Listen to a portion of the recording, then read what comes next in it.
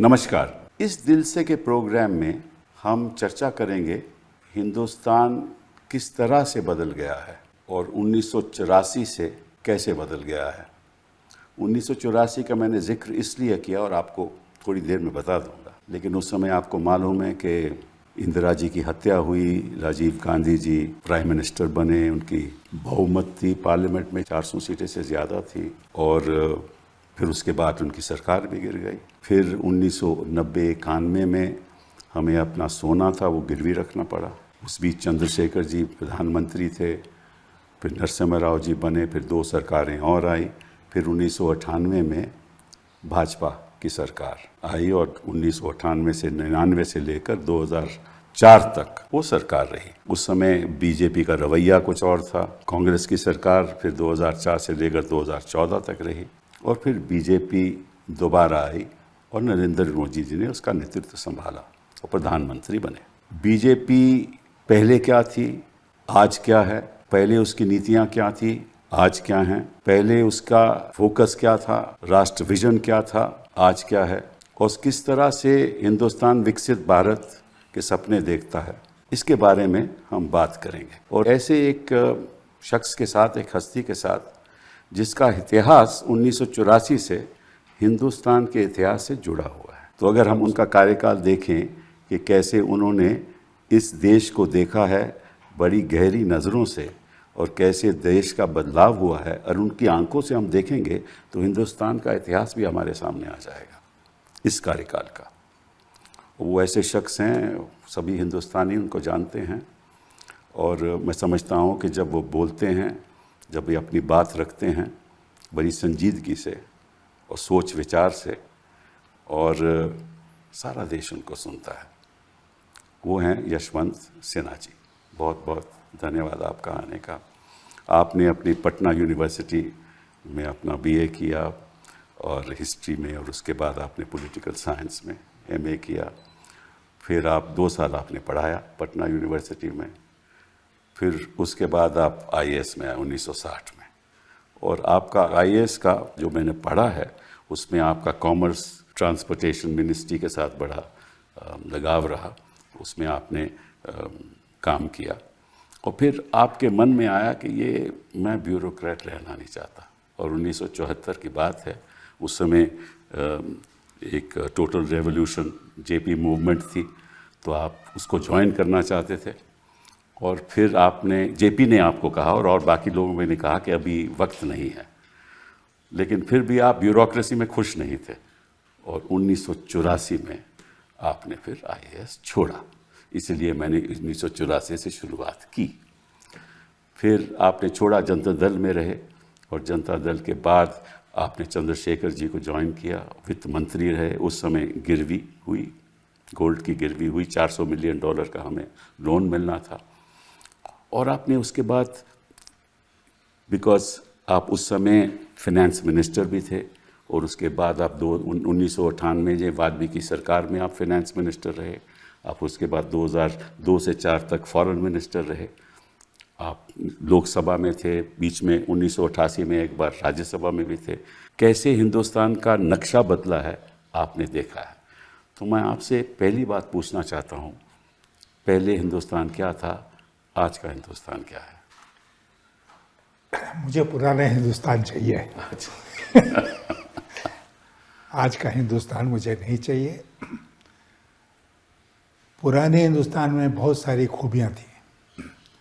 आपने मेरे आईएएस की नौकरी जब मैं करता था उसकी चर्चा की, फिर मैं पब्लिक लाइफ में आया, उसकी चर्चा आपने की। तो मुझे ये लगता है कि पूरी व्यवस्था ही जैसे बदल गई हो। देखिए, 3 प्रधानमंत्री, चंद्रशेखर जी, वाजपेयी जी और नरसिम्हा राव जी, ये तीनों आपस में बहुत मित्र थे। अच्छा।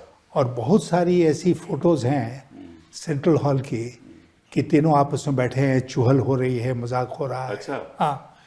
और वो एक, मैं अगर कहूँ तो वो एक आनंद का समय था कि आप राजनीति में हैं, पार्लियामेंट में हैं, तो इसलिए हैं क्योंकि उसमें आपको आनंद आता है। करवाहट नहीं थी। हाँ, कोई करवाहट नहीं थी। हमको याद है, मैं पहले आया राज्यसभा में, जैसा आपने कहा, खूब गर्मा गर्मी होती थी बहस में, और उसके बाद हम लोग निकल कर आते थे सेंट्रल हॉल में, वहाँ गर्मा गर्म चाय पीते थे एक दूसरे के साथ। हम लोगों ने कभी जो वहाँ पर जो भी गर्मी दिखाई हो उसको कभी लेकर सदन के बाहर नहीं दिखाई।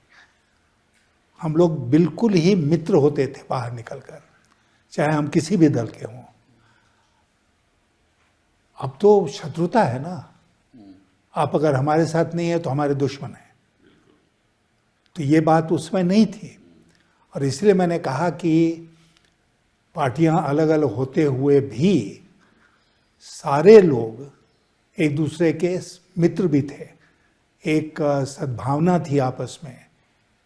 और हम लोग पार्लियामेंट्री कमेटी वगैरह में जाते थे तो सब तो एक दल के लोग नहीं थे, लेकिन उसमें बहुत अच्छा लगता था, क्योंकि उसमें सब लोग मित्र की हैसियत से सुझाव भी सुनते थे, विपक्ष के सुझाव भी सुनते थे। बिल्कुल सुनते हैं साहब। वो पार्लियामेंट के अंदर आदमी बोलता था विपक्ष में रहते हुए भी, तो उसकी बात सुनी जाती थी, बात को नोटिस में लिया जाता था, न केवल उसका उत्तर दिया जाता था बल्कि उस पर बहुत बार अमल भी किया जाता था। और मैं बताऊं आपको, बहुत पीछे की बात नहीं, लेकिन 2004 से 2009 तक मैं राज्यसभा में रहा। फिर 2009 में मैं आया लोकसभा में। तो उस समय जैसे मनमोहन सिंह प्रधानमंत्री थे, लेकिन पार्लियामेंट्री मैनेजमेंट प्रणब बाबू के पास था। और प्रणब बाबू इतने अच्छे व्यक्ति थे। एक दफा लोकसभा में क्या हुआ कि विपक्ष में और सत्ता पक्ष में झगड़ा हो गया, बहुत जोर का झगड़ा हो गया। अच्छा। हाँ, और house had to be adjourned. तो मैंने देखा कि प्रणब बाबू चल के मेरे पास आ रहे हैं। मैं बीजेपी के बेंचेस में बैठा हुआ था। तो उन्होंने कहा कि भाई यशवंत, हमसे कोई गलती हो गई।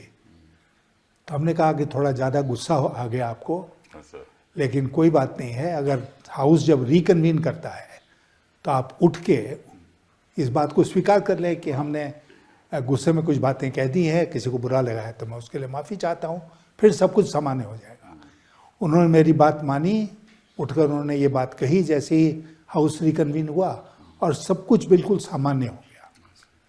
फिर एक दूसरे से बातचीत करना, मतलब मुझे याद है कि मैं उस समय parliamentary standing committee on finance का चेयरमैन होता था। Pranab Babu as finance minister used to invite me to his house for lunch, for tea, और बैठ के हम लोग बातें करते थे।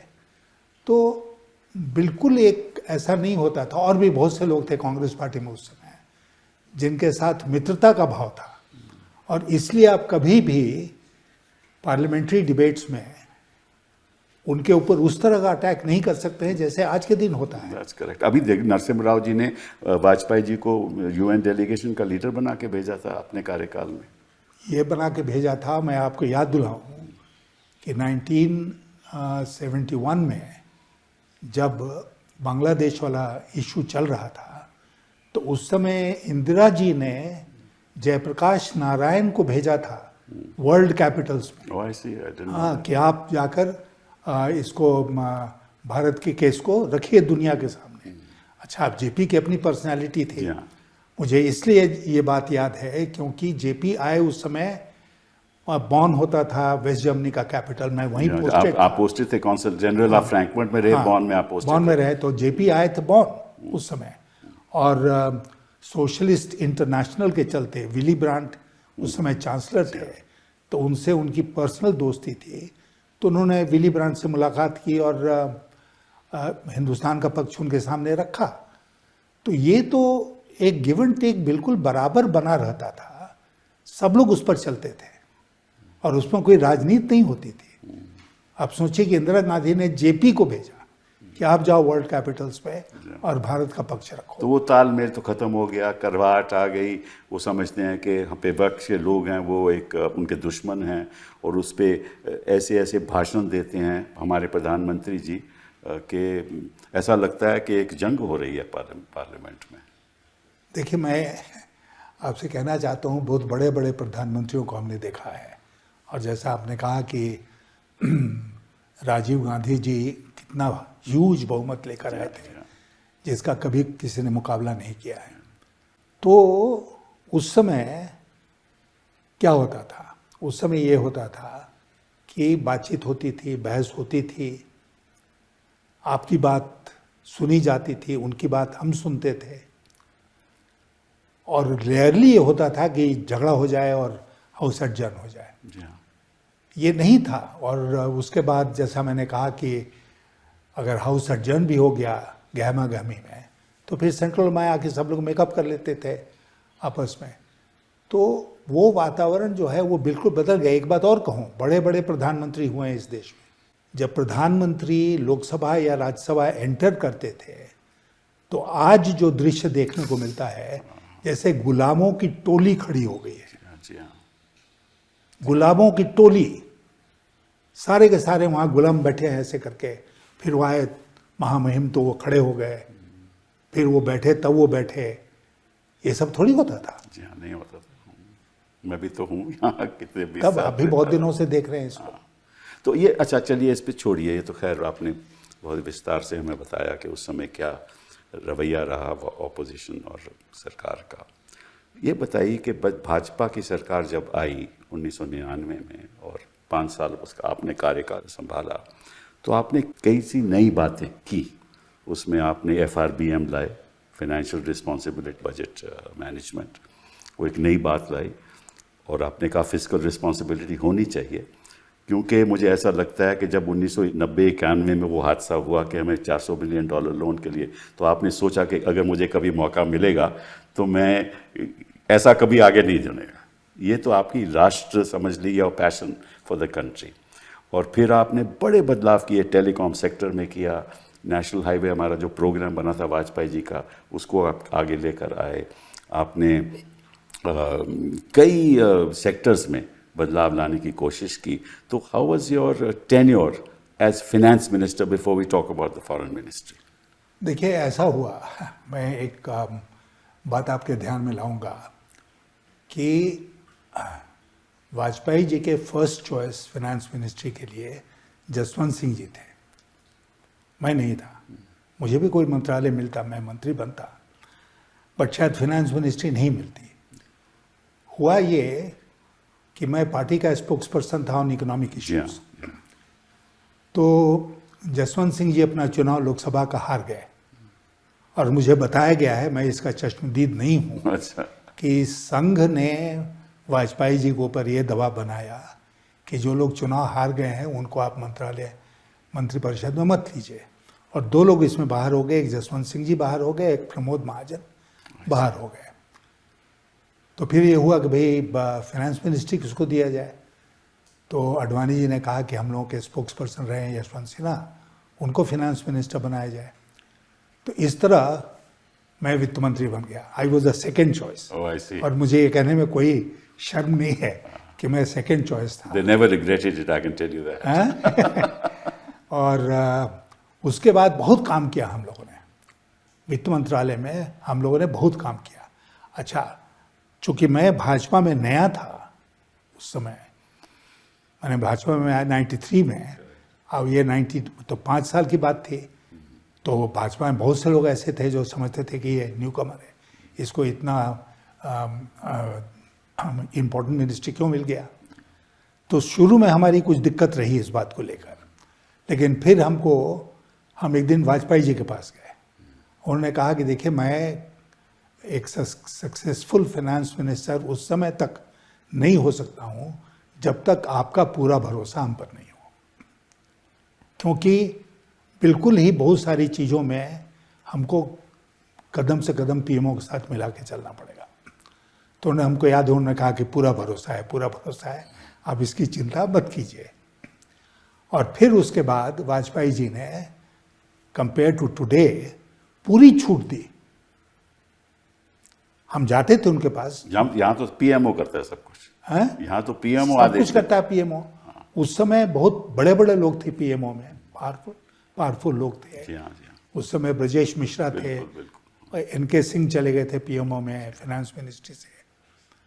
लेकिन वाजपेयी जी ने, उनके पास हम जाते थे जैसा कि जाना चाहिए था, 4 बार जाते थे, 5 बार जाते थे, बजट के हर पहलू को डिस्कस करते थे थ्रेडबेयर, और उनके अप्रूवल के बाद ही आगे बढ़ते थे। तो उसमें उन्होंने पूरी छूट दे रखी थी, उनके अफसर्स भी रहते थे वहाँ पर। लेकिन वाजपेयी जी एक बार कन्विंस हो जाते थे कि यही सही रास्ता है, तो फिर डिफ़िकल्ट से डिफ़िकल्ट जो हम लोगों को रिफॉर्म मेजर्स लेने होते थे वो हम लोग ले लेते थे। जैसे मैं बताऊं, एक इंश्योरेंस सेक्टर को खोलना। अब मैं भी इस राय का था कि इंश्योरेंस सेक्टर प्राइवेट सेक्टर के लिए खोला जाए, बिल्कुल, लेकिन फॉर इंडियन प्राइवेट सेक्टर खोला जाए, Correct. विदेशी के लिए नहीं खोला जाए। ये सरकार में आने के पहले मेरी राय थी। सरकार में हम आए, बहुत सारा एडवाइस हमको जब मिला, तो कांग्रेस पार्टी ने क्रिटिसिज्म भी किया कि हमारी, आपने उस समय विरोध किया था, अब आप फॉरेन इन्वेस्टर को ला रहे हो, मुझे याद है। तो हमको याद है कि फिर हमने ये प्रस्ताव दिया कि इसमें फॉरेन इन्वेस्टमेंट आए। कई कारण थे उसके। कैबिनेट में ये प्रस्ताव गया, और कैबिनेट में कुछ एलिमेंट्स थे जिन्होंने इसका बहुत ज़बरदस्त विरोध किया, ये कह के कि ये तो हम लोगों की पॉलिसी के बिल्कुल खिलाफ है। तो अटल जी ने उसमें क्या किया, उन्होंने एक छोटी सी कमेटी 3-4 लोगों की बना दी और जसवंत सिंह जी को उसका अध्यक्ष बना दिया। सही आदमी को बनाया। हाँ, उस कमेटी की एक मीटिंग हुई, और उस मीटिंग में एक ही फैसला हम लोगों ने किया कि जो प्रॉफिट होगा वो विदेशी कंपनियां बाहर नहीं भेजेंगी, उसको प्लाउ बैक इंडिया में ही करें। ये रिकमेंडेशन फिर कैबिनेट में गए, मान लिया सब लोगों ने, वो पास हो गया। फिर पार्लियामेंट में आए, पार्लियामेंट में भी बहुत ऊपर नीचे हुआ, लेकिन उसमें ही पास हो गया। तो प्रधानमंत्री का समर्थन बहुत ज़रूरी है किसी भी मंत्री को सक्सीड करने के लिए, और अगर आप वित्त मंत्रालय में है, विदेश मंत्रालय में है, तो और भी ज़रूरी है। और मैं एक बात तो आपका और कहूँ कि बहुत लोग ये कहेंगे कि भाई अटल जी तो, उनकी सरकार मिली जुली थी, लेकिन वो भाजपा के थे, भारतीय जनता पार्टी के प्रधानमंत्री थे, पहले प्रधानमंत्री थे। लेकिन मुझे लगता है कि ऐसे कई व्यक्तित्व हुए हैं जो पार्टी में रह के एक राय रखते हों, सरकार में आकर वो राय बदलनी पड़ती है। और अटल जी की गिनती मैं उसी श्रेणी में करूंगा कि सरकार में आने के बाद बहुत सारी बातें में उन्होंने राय बदली, और वो देश के हित में बदली, जैसे नरसिम्हा राव जी ने किया। तो इसलिए मुझे ऐसा लगता है कि उस समय की तुलना अगर आज के साथ की जाए, आसमान जमीन का अंतर है। जी हाँ, जी हाँ।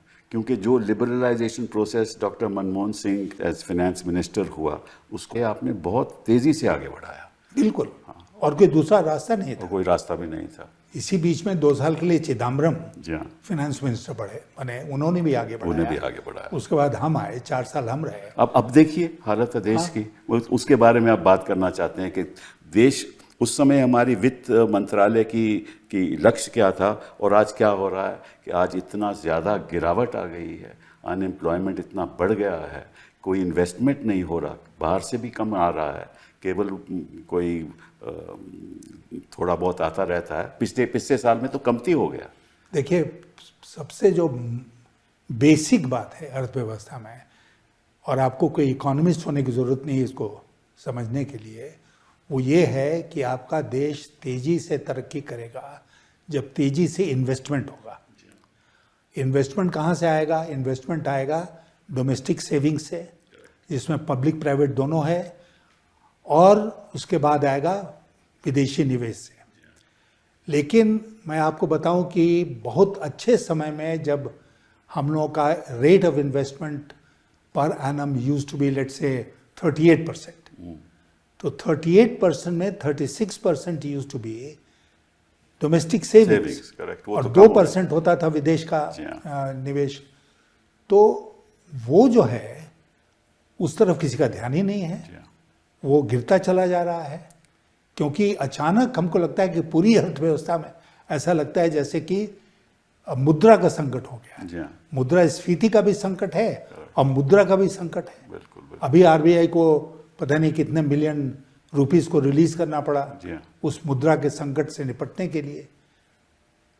तो इकोनॉमिक मैनेजमेंट जो है इस देश का, जो प्रबंधन है, वो अब तो ये कहते हैं कि हमारी जी $5 ट्रिलियन इकोनॉमी है। इसका कोई मतलब, मुझे तो मतलब नहीं इसका समझ आता। मैं आपसे 5 कहता ट्रिलियन इकोनॉमी से क्या होगा?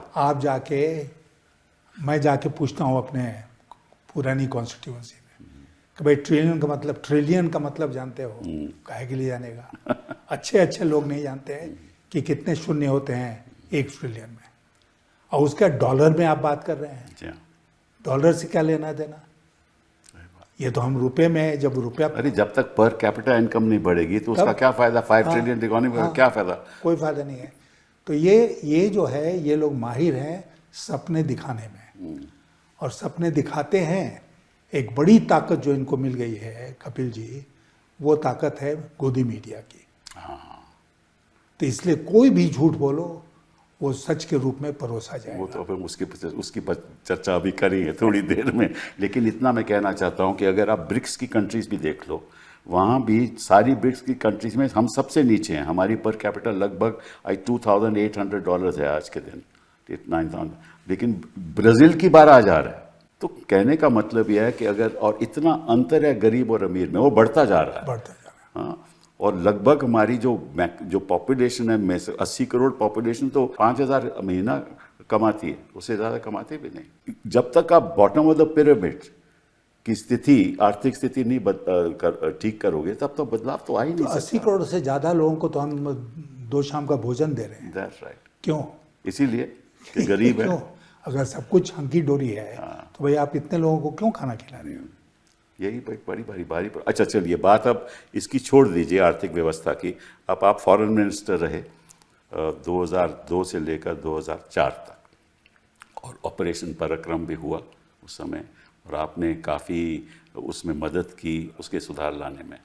तो बताइए कि आपका फॉरेन मिनिस्ट्री का जो कार्यकाल रहा, और इसके बाद आज के दिन जो आप फॉरेन पॉलिसी को देख रहे हो, किस नज़रिए से देखते हो? देखिए, मैं एक अपनी डींग हाँकने के लिए नहीं, लेकिन एक उदाहरण के रूप में आपको बताना चाहता हूँ कि जनवरी 2004 के मई में हम चुनाव हार गए, बट जनवरी 2004 में बायलैटरल डिस्कशंस के लिए आई वेंट टू वाशिंगटन, और वाशिंगटन में मेरी मीटिंग्स थी स्टेट डिपार्टमेंट में। लेकिन जब मैं वहाँ पर पहुँचा तो हमारे राजदूत थे, उन्होंने मुझसे कहा कि साहब, आपका first appointment at 9 o'clock in the morning is with president Bush. उन्होंने आपको बुलाया है वाइट हाउस में, आपसे वो मिलना चाहते हैं। अब आप जानते हैं कि फॉरेन मिनिस्टर से काहे के लिए मिलेगा अमेरिका का राष्ट्रपति, लेकिन निमंत्रण था। मैं गया white house, famous Oval office में, उनकी हमारी मुलाकात हुई। 20 मिनट तक ये बातचीत चली, जनरल बातचीत होती रही। उनका पूरा नेशनल सिक्योरिटी एडवाइज़र, उनके सेक्रेटरी ऑफ स्टेट, बाकी ऑफिशियल्स वहाँ पर थे जिनके साथ बाद में हमको बात करनी थी। ये मैं उदाहरण के तौर पर इसलिए कह रहा हूँ कि उस समय तो नहीं भारत की मीडिया में ये चला कि डंका पिट रहा है विदेशों में भारत का। मुझे नहीं याद आता है, बात आई गई, ख़त्म हो गई कि भाई भारत के विदेश मंत्री से अमेरिका के राष्ट्रपति, कोई छोटी सी खबर छपी यहाँ पर, डंका पिट रहा है। ये तो मैंने पहली बार सुना कि भारत की विदेश नीति का डंका पिट रहा है। भारत की विदेश नीति की अनेक सफलताएं हैं विश्व में, बिल्कुल अनेक सफलताएं हैं, लेकिन किसी ने कभी डंका पीटने की बात नहीं की। मोदी जी ने विदेश नीति को कंप्लीटली पर्सनलाइज कर दिया। हमारे जो विदेश मंत्री हैं आज के दिन, he is no more than a glorified foreign secretary. और वो सब लोग जानते हैं कि जिस दिन मोदी जी का प्लेजर समाप्त हो जाएगा, उस दिन वो कहीं के नहीं रहेंगे। तो दुनिया के दूसरे देश भी इस बात को जानते हैं। टोटल फॉरेन पॉलिसी का कंट्रोल मोदी जी ने अपने हाथ में ले लिया। That also personalized. एकदम पर्सनलाइज। पता नहीं कितने देशों में गए, मुझे लगता है कि टिम्बकटू छोड़कर शायद हर जगह हो लिए हैं। इतना पैसा खर्च हुआ, उसके साथ उस सब जो उन्होंने परिश्रम किया या मौज उड़ाया, वो नतीजा क्या हुआ? उसका नतीजा आज देखने को मिल रहा है ना। आज हमको वो देखने को मिल रहा है। अब की बार ट्रंप सरकार का नतीजा, आईएमएफ में मामला आया पाकिस्तान को लोन देने हमें का। एब्सटेन करना पड़ा। नहीं, हमने एब्सटेन किया, लेकिन हमारे साथ कोई और दूसरा देश एब्सटेन। सही बात है, सही बात। हमारे जो दक्षिण एशिया के देश हैं उसमें आज कोई हमारे खास पड़ोसी देश कोई हमारे साथ नहीं खड़ा है। सही बात है। ओनली कंट्री जो हमारे साथ खड़ी रही वो ताइवान। हाँ, ताइवान है, तालिबान है, तालिबान, इजराइल है। तालिबान से आप आजकल बातचीत हो रही है। बहुत खुशी की बात है ना कि तालिबान ने हमारा समर्थन किया। और पहलगाम का जो आपने जो स्ट्रेटेजिक पार्टनरशिप को आगे बढ़ाया with the United states of America, उसका बड़ा प्रभाव भी पड़ा और उसका हमें फायदा भी हुआ। Ultimately doctor Manmohan Singh carried it forward and we ultimately had the nuclear deal. बिल्कुल। और मैं आपको बताऊं कि वो जो प्रतिबंध लगाया था यूएस ने हमारे न्यूक्लियर टेस्ट के बारे में, वो धीरे धीरे करके, हम उनके पास नहीं है कहने के लिए कि प्रतिबंध उठा लो, उन्होंने खुद, हमने एक्सप्लेन किया कि हमको क्यों न्यूक्लियर टेस्ट करना था। President Bush had a great role to play there. हाँ बिल्कुल। और इसलिए उसी से फिर अल्टीमेटली ये न्यूक्लियर डील हुआ है इंडिया और यूएस के बीच में। करेक्ट। चलिए इस बात को छोड़ के हम आप एक थोड़ी सी पर्सनल बात करते हैं। आप बीजेपी में एक वरिष्ठ नेता उभर के आए, सब लोग आपको सुनते थे। फिर जब अडवाणी जी ने जिन्ना के बारे में कुछ कहा तो आपने कुछ बयान दिया, आप नाखुश थे उस बयान से। तो थोड़ी आपके जो संबंध थे बीजेपी से वो थोड़े कम होते रहे। ये बात सही है ना? हाँ, ये बात सही है, क्योंकि उस समय मुझे बहुत अच्छा नहीं लगा जब पाकिस्तान जाकर जिन्ना के मज़ार पर जाकर उन्होंने जिन्ना की तारीफ़ की। हम सब जानते हैं, मैं तो इतिहास का विद्यार्थी भी रहा हूँ, कि देश के बंटवारे के लिए जिन्ना पूरी तरह से जिम्मेदार थे। अंग्रेज़ों की मदद से उन्होंने देश का बंटवारा करवाया। तो उस जिन्ना की तारीफ़ किया जाए एक भाषण को लेकर जो उन्होंने नेशनल असेंबली में दिया, मुझे लगा कि ये ज़्यादा कुछ हमने सीमा कुछ क्रॉस कर ली, और इसलिए मैंने अपनी नाराज़गी व्यक्त करी। और उसके बाद नतीजा भी ये हुआ कि फिर आप पार्लियामेंट में लीडर भी थे, फिर आपको लीडरशिप भी हटाया गया। हाँ, हटाया गया। उसके बाद से तो धीरे धीरे करके दूरी बढ़ती चली गई।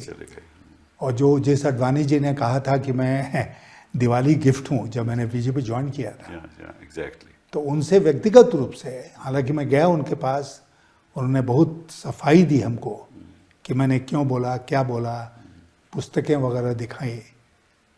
मैं संतुष्ट नहीं हुआ, मेरे अपने विचार थे, लेकिन But that's the difference between a bureaucrat who is independent minded or a bureaucrat who is a supplicant.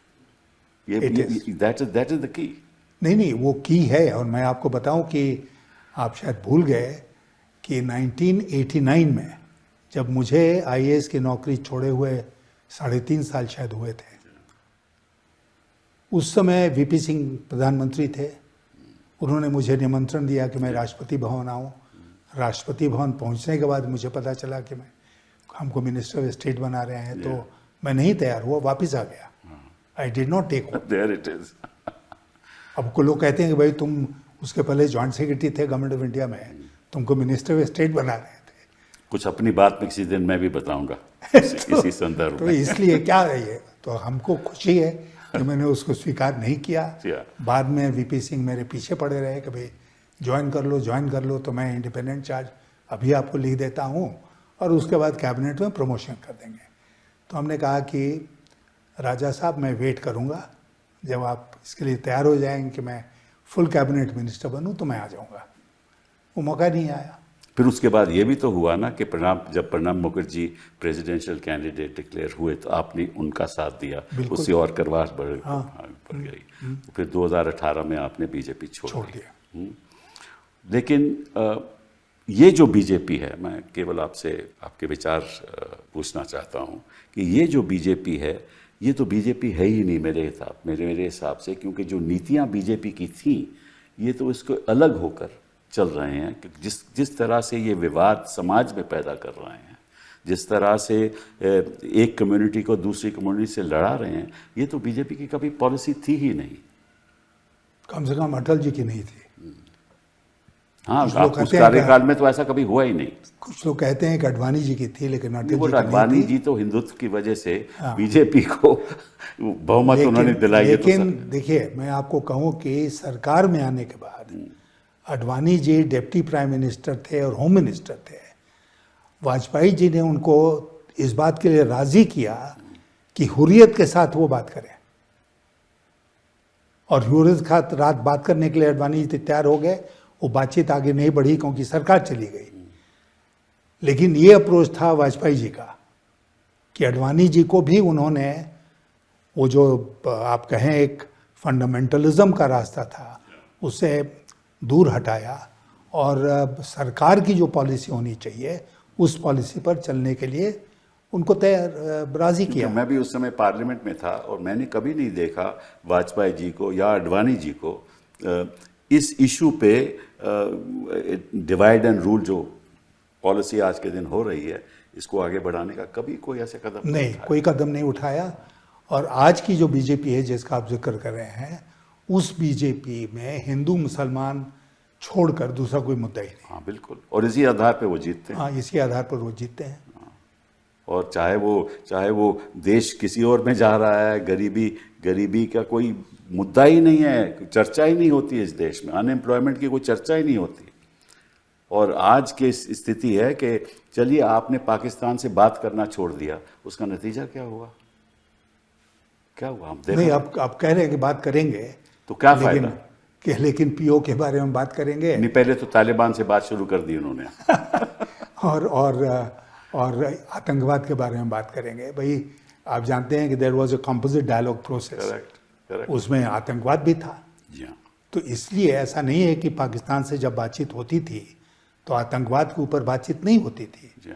ऐसा नहीं था कि जो पहले की सरकारें नहीं, उन्हें आतंकवाद के ऊपर कोई कठोर नीति का अनुसरण नहीं किया, ऐसी बात नहीं थी। ये नहीं कि पहली बार हम पाकिस्तान को सबक सिखा रहे हैं। आपने ऑपरेशन पराक्रम का जिक्र किया, उस समय कुछ शिकायत हुई ऑपरेशन पराक्रम की, कितना पैसा खर्च करके हम ट्रुप्स को लेके गए बॉर्डर पर, तो क्या नतीजा निकला? वॉर तो हुआ नहीं। तो वॉर करना एम नहीं था। जी हाँ। एम था कि पाकिस्तान को हम दिखा दें कि हमारी कोर्स करने की ताकत क्या है, और वो हमने तैयार दिखाया। और फिर आपको याद होगा कि सार्क सम्मेलन के लिए हम लोग जनवरी 2004 में इस्लामाबाद गए, वाजपेयी जी भी गए। और उसके बाद एक जॉइंट प्रेस स्टेटमेंट, केवल 17 वाक्यों का एक joint press statement sign issue हुआ, जिसमें कि साफ तौर पर आप देखेंगे उसको तो पाकिस्तान ने ये इस बात को स्वीकार किया कि दे एक्सपोर्ट वायलेंस टू इंडिया, और आगे से नहीं करेंगे। और उसके बाद हुआ कि ठीक है, we'll resume the composite dialogue process, अगर पाकिस्तान फॉलोज कि हम टेरर को एक्सपोर्ट नहीं करेंगे उस पॉलिसी को। बट अभी तो ये कहते हैं कि अगर जब हम दो ही बातों पे चर्चा करेंगे पाकिस्तान के साथ, एक पीओके और एक टेररिज्म, तो फिर तो चर्चा होगी नहीं होगी। तो फिर इसका फायदा क्या है? आपने आक्रमण भी कर लिया, आपने उनको सबक भी सिखा लिया, आपकी गोदी मीडिया भी आपके साथ रहा, उसका नतीजा क्या निकला? नहीं, उसके बाद आप भूल गए, बिहार का चुनाव आ रहा है। अच्छा, भाई पुलवामा हुआ तो जी हाँ, चुनाव आ रहा था। उरी में अटैक हुआ तो उसके बाद सर्जिकल स्ट्राइक हुआ, और पूरी तरह से फायदा उठाया गया। चुनाव में मोदी जी का भाषण हुआ जिसमें उन्होंने कहा कि फर्स्ट टाइम वोटर से मैं अपील करना चाहूँगा कि पुलवामा के शहीदों के नाम पर वो एक वोट हमको दें। अब बताइए, नेशनल सिक्योरिटी के इशू को पुलवामा के शहीदों को पॉलिटिसाइज कर दी। पॉलिटिसाइज कर दिया। और इसीलिए अभी जो कुछ हुआ वो मैं मानता हूँ कि पूरी तरह से वो बिहार के चुनाव को ध्यान में रख के किया जा रहा है। और अभी ये जो तिरंगा यात्रा और ये सब लेके बीजेपी खुद क्रेडिट लेना चाहती है। बीजेपी के लोग अब चालू हो गए हैं ये कहने में कि साहब देखो कितना कमाल कर दिया मोदी जी ने। अभी ये किसी ने नहीं पूछा कि वो जो हमारे 26 नागरिकों की हत्या की गई टेररिस्ट के हाथों से, उसका जिम्मेदार कौन है? क्योंकि अब कश्मीर में तो आपका कार्यकाल है, अभी तो राज तो आपका कश्मीर में है ना। और जब पुलवामा हुआ तभी भी राज कश्मीर का, सेंट्रल गवर्नमेंट का राज था। आप ये देखिए कि पुलवामा का आज तक खुलासा हुआ नहीं, खुलासा हुआ ना। तो इसी तरह पहलगाम का भी खुलासा कभी नहीं होगा। वो एक हम बहुत कश्मीर के बीच में, जी हाँ, कश्मीर के लोगों के साथ अपने को जोड़ने के लिए, तो वहाँ पर एक हमको मिलता था देवेंद्र सिंह नाम का DSP, airport security anti terrorism का डीएसपी होता था। वो पकड़ा गया एक दिन आतंकवादियों के साथ। और जिस पुलिस ने उसको पकड़ा वो सीआरपीएफ के लोग थे शायद, तो वो नहीं जानते थे कि भाई ये खास आदमी है सरकार का। तो आतंकवादियों के साथ जा रहा था, पकड़ा गया। वो कहाँ गायब हो गया आज तक नहीं पता किसी को। उसके ऊपर मुकदमा चला नहीं चला, क्या हुआ, उसका डिमोशन हुआ, बर्खास्त हुआ, नोबडी नोस। तो इस तरह के कई अनआंसर्ड क्वेश्चंस हैं जिसके बारे में सकते, हम सवाल पूछ भी नहीं सकते, बिकॉज वो 4 सवाल पूछें तो वो कहते हैं कि हम जवाब नहीं देने का, या ये सवाल पूछा ही नहीं जा सकता। बताइए। हमारे चेयरमैन साहब कहते हैं, लोकसभा में अपने स्पीकर साहब कहते हैं। तो आप बताइए कि जो कुछ हुआ पहलगाम में, बैसरन में, उस पर सवाल नहीं पूछेगा देश कि 2000 टूरिस्ट वहां पर हैं। वो तो आप एंटी नेशनल हो जाओगे ना अगर सवाल एक सिपाही वहां नहीं है। जी हाँ। 1.5 घंटा आपको लगा वहां पहुंचने में, हेलीकॉप्टर से घायलों को उठाने में। जी हाँ। और इस बीच वो भाग गए, वो पता ही नहीं चला। आज तक नहीं पता चला उनका। हम उसको पाकिस्तान के साथ उसका जो भी हश्र करें, उन टेररिस्ट का क्या हुआ जो भाग गए?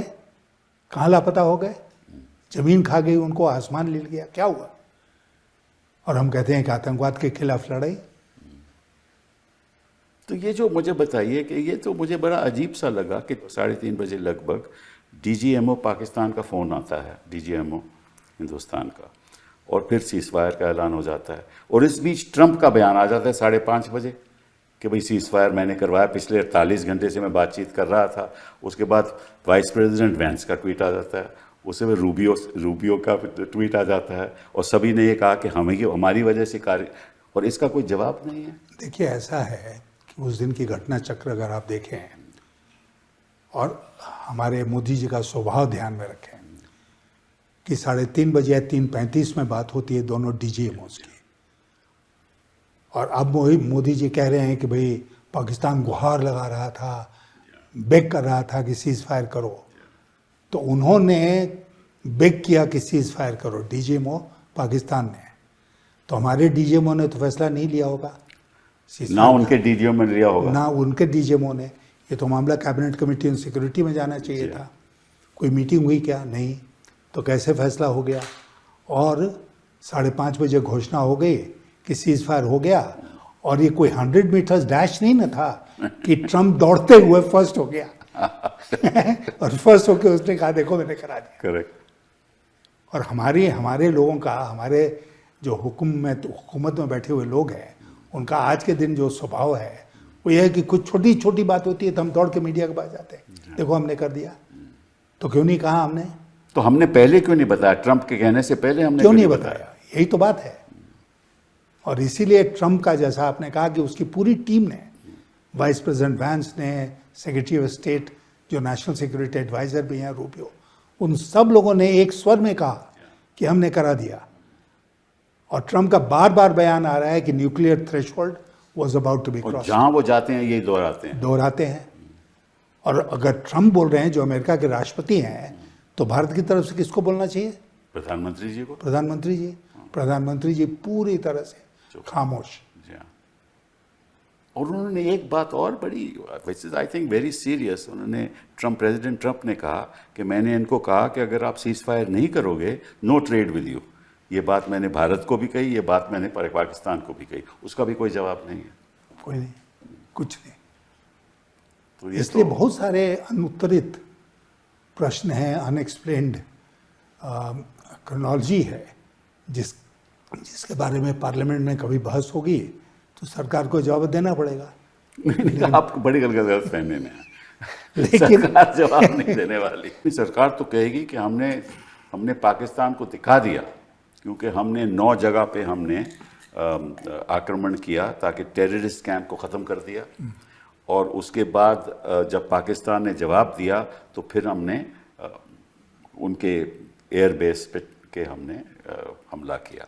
और इसलिए जब हमारा जो लक्ष्य था वो पूरा हो गया तो फिर हमने सोचा कि सीज फायर हो गया तो हो गया, अच्छी बात है, तो हमारा तो लक्ष्य पूरा हो गया। ये उनका जवाब है। मैं आज ही आपको बता सकता हूँ। नहीं, वो तो कहेंगे, वो तो अपनी तरफ से कहेंगे ही कि हमारा तो अगर लक्ष्य पूरा हो गया तो सीज फायर की तो जरूरत ही नहीं थी। हाँ, तो बेकार जरूरत थी। अच्छा, अब दुनिया में आप जानते हैं कि ऐसे बहुत सारे उदाहरण हैं जिसमें यूनिलैटरल सीज फायर होता है। जी हाँ, जी हाँ, जी हाँ। चीन ने 1962 में यूनिलैटरल सीज फायर की घोषणा की थी। तो हमने यूनिलैटरल सीज फायर की घोषणा क्यों नहीं कर दी कि भाई हमने जो करना था वो कर दिया, अब सीज फायर। ये अमेरिका को या और किसी देश को बीच में आने की क्या जरूरत थी? बिल्कुल सही। और मोदी जी बोलते क्यों नहीं इस मुद्दे पर? तो ये तो एक न्यू नॉर्मल हो गया ना। यही न्यू नॉर्मल हो गया। हाँ। तो चलिए इस बात को छोड़ते हैं। एक बात और आपसे, वो बड़ी सीरियस बात ये कि प्रधानमंत्री जी कभी प्रेस के सामने आते ही नहीं। आपने कार्यकाल में कई प्रधानमंत्री जी देखे, कभी ऐसा हुआ पहले? कभी नहीं, कभी नहीं। राजीव गांधी, चंद्रशेखर जी, नरसिम्हा राव जी, गुजराल जी, अपने कर्नाटका से अपने देवेगौड़ा जी, फिर वाजपेयी जी, फिर अगेन डॉक्टर मनमोहन सिंह, कभी तो ऐसा हुआ ही नहीं, मैंने कभी देखा ही नहीं। तो और देखो आप प्रेसिडेंट ट्रंप को देखो, वो रोज प्रेस के सामने आता है। हाँ, तो उनको खैर, बल्कि वो नेगोशिएशन भी प्रेस के सामने नेगोशिएशन भी प्रेस के सामने ज़ेलेंस्की के साथ जो किया बातचीत। तो ये भी एक लोकतंत्र में एक इतनी गिरावट आ जाए कि the prime minister of India is not answerable to anybody in this country. देखिए, आपने देखा होगा इस बात को कि प्राइम मिनिस्टर साहब जो हैं वो जब तक टेलीप्रॉम्प्टर नहीं हो तब तक वो बोलते नहीं। टेलीप्रॉम्प्टर से बोलते हैं। जी हाँ, ये बात तो सही है। अब आप प्रेस कॉन्फ्रेंस करेंगे तो कौन सा टेलीप्रॉम्प्टर लगा होगा? जब व्हाइट हाउस में प्रेस कॉन्फ्रेंस हुआ तो टेलीप्रॉम्प्टर भी लगा हुआ था मोदी जी के सामने, और उसके बाद एक सवाल आया तो उसमें कितना फुहड़ जवाब दिया। जी हाँ, मुझे याद है। हाँ। आपको याद होगा। तो he just can't handle press conference. जैसे वो बहुत सारी चीज़ों का हैंडल नहीं कर सकते हैं, उसमें एक प्रेस कॉन्फ्रेंस भी ही जस्ट कांट। तो बहुत सी चीज़ें क्या है, ज़रा हमें बता। चलिए इसको छोड़ते हैं। अब आखिरी बात हम करेंगे कश्मीर की। जब ये हादसा हुआ पहलगाम में, और कश्मीर भी एक आवाज़ से उन्होंने कहा कि हम इसके बिल्कुल खिलाफ हैं और सरकार के साथ हैं, और हमें ना सोचिए कि हमें लोगों के साथ हैं। और एक माहौल भी पैदा हुआ देश में, एक स्वर में हमने साथ दिया सरकार का। अब इन्होंने एक स्टेटमेंट दी है कि अगर कोई भी टेररिस्ट फिर हमला करेगा तो it will be an act of war. तो इसका मतलब एक तो ये साबित हो गया इनकी अपने ही स्टेटमेंट से कि टेररिज्म का अटैक ज़रूर होगा, क्योंकि टेररिज्म तो ख़त्म नहीं हुआ। तो अगर टेररिज्म ख़त्म नहीं हुआ तो ये सब करने की ज़रूरत क्या थी? और अब इसका प्रभाव कश्मीर पे क्या पड़ेगा, और कश्मीर में आगे के वर्षों में स्थिति क्या रहेगी? देखिए, पहले तो इन लोगों को झूठ बोलने की आदत ख़त्म करनी पड़ेगी। जब 370 हुआ और ये सब हुआ तो उन्होंने क्या कहा कि आतंकवाद ख़त्म हो गया कश्मीर में। फिर आतंकवाद चलता रहा, आज भी चल रहा है। और मैं मानता हूँ कि कश्मीरियों ने जो भावना दिखाई इस पहलगाम के अटैक के बाद, उसकी जितनी भी तारीफ की जाए वो कम होगी। बिल्कुल सही। एंड ये एक इतना इम्पॉर्टेंट टर्निंग पॉइंट है हमारी हिस्ट्री में कि अगर हम ढंग से कश्मीर के लोगों के साथ बातचीत करें तो कश्मीर पूरा का पूरा हमारे साथ आ जाएगा, और उनको लाना चाहिए हमको अपने साथ। असेंबली के इलेक्शन भी होने चाहिए। बिल्कुल होने चाहिए, उनका स्टेटहुड रिस्टोर होना चाहिए, असेंबली के इलेक्शंस होने चाहिए, इसमें बिल्कुल देरी नहीं। बट हम लोगों ने खुद एलियनेट किया हुआ है उनको। जो मैं आपके टेररिज्म की बात है वेरी इंटरेस्टिंग, क्योंकि मैं कुछ आंकड़े देख रहा था कि टेररिज्म का बढ़ावा 2000 के बाद बड़ी तेज़ी से हुआ। फिर मेरे पास 2014 के फिगर हैं कि 240 इंसिडेंट हुए जब ये सरकार बनी। तो उस समय जो टेररिस्ट जो मारे गए, हाँ, वो लगभग 2014 में 114 थे। अगर आप चलिए 2015 में 115 हुए, 2016 में 165 हुए, 2017 में 220 हुए, 2018 में 271 हुए, और 2019 में 163 हुए, 2020 में 232 हुए। इसका मतलब कि 370 के हटाने के बाद टेररिज्म बढ़ा है कश्मीर में, कम नहीं हुआ। तो इसका मतलब 370 होता या ना होता, उसका तो कोई फ़ायदा हुआ नहीं। टेररिज्म में उसका कोई असर नहीं पड़ा है। और देखिए, पाकिस्तान जानता है कि एक मिनिमम नंबर ऑफ टेररिस्ट कितने होने चाहिए कश्मीर में at a given point of time, जिसमें पाकिस्तान के भी होने चाहिए और कश्मीर के भी होने चाहिए। दोनों मिला के 200, 150, 300 इतने टेररिस्ट बराबर वो कोशिश करते हैं कि कश्मीर में रहें और आतंकवाद की घटनाओं को अंजाम देते रहें। अब वो कोशिश होती रही कि मार के उनको कम करो, फिर पाकिस्तान भेज देता है उनको। लेकिन ये जो आपने थ्रेशोल्ड की बात की ना, हमने खुद अपना थ्रेशोल्ड रेज किया है, ये कह के कि अगर टेररिस्ट घटना घटती है तो हम उसको एक्ट ऑफ वॉर मानेंगे। अब कोई भी सिरफिरा टेररिस्ट अगर है तो लोग कहेंगे कि आप करिए, अब करो, आप फिर से एक्ट ऑफ वॉर अगेंस्ट हुम, अगेंस्ट पाकिस्तान। तो फिर पाकिस्तान के खिलाफ फिर जंग छेड़ो। ये खुद ही हमने अपने आप को दुविधा में पड़ गए। हाँ, डाल दिया है। तो ये तो बड़ा मुश्किल। और अगर ऐसा होगा तो देखिए क्या है कि अब सख्ती हो जाएगी सिक्योरिटी फोर्सेस की कश्मीर में। बिल्कुल, आप देख रहे हो कि कुछ लोगों के घर भी उजाड़ दिए इन्होंने। तो अगर सख्ती होगी तो फिर अगेन सिचुएशन इन कश्मीर थोड़ी और ख़राब हो जाएगी। तो ये जो इनकी नीतियां हैं, ये सुधारने की नीतियां नहीं हैं। जैसे आपने कहा, केवल एक ही लक्ष्य है कि किसी तरीके से अगला इलेक्शन जीता जाए, बस, और कुछ नहीं। तो इसीलिए मैंने सोचा कि क्योंकि आप 1984 से आप पॉलिटिक्स में आए और उसके बाद आपने हिंदुस्तान के जो रवैया रहा और नीतियां रही, जिसमें आपने बहुत बड़ा योगदान दिया हिंदुस्तान को आगे बढ़ाने का, और आज की स्थिति क्या है उस पर चर्चा इसलिए मैंने की क्योंकि आपके नज़र से जो हिंदुस्तान आपने देखा और जो हिंदुस्तान हम दोनों देख रहे हैं, उसमें बहुत भारी अंतर है और लोकतंत्र को बड़ा ख़तरा है। और इसलिए बहुत ज़रूरी है कि इन बातों को लोगों तक पहुंचना चाहिए और लोगों को समझना चाहिए कि सत्य क्या है, असत्य क्या है, और क्या रास्ता जनता को अपनाना चाहिए ताकि हिंदुस्तान बरकरार रहे। बिल्कुल। बहुत बहुत धन्यवाद आपका। Thank you. द वायर के और वीडियोस देखने के लिए सब्सक्राइब करें और बेल आइकन पर क्लिक करें। स्वतंत्र पत्रकारिता की आर्थिक मदद करने के लिए डिस्क्रिप्शन में दिए गए लिंक पर जाएं और अपनी राशि चुनें।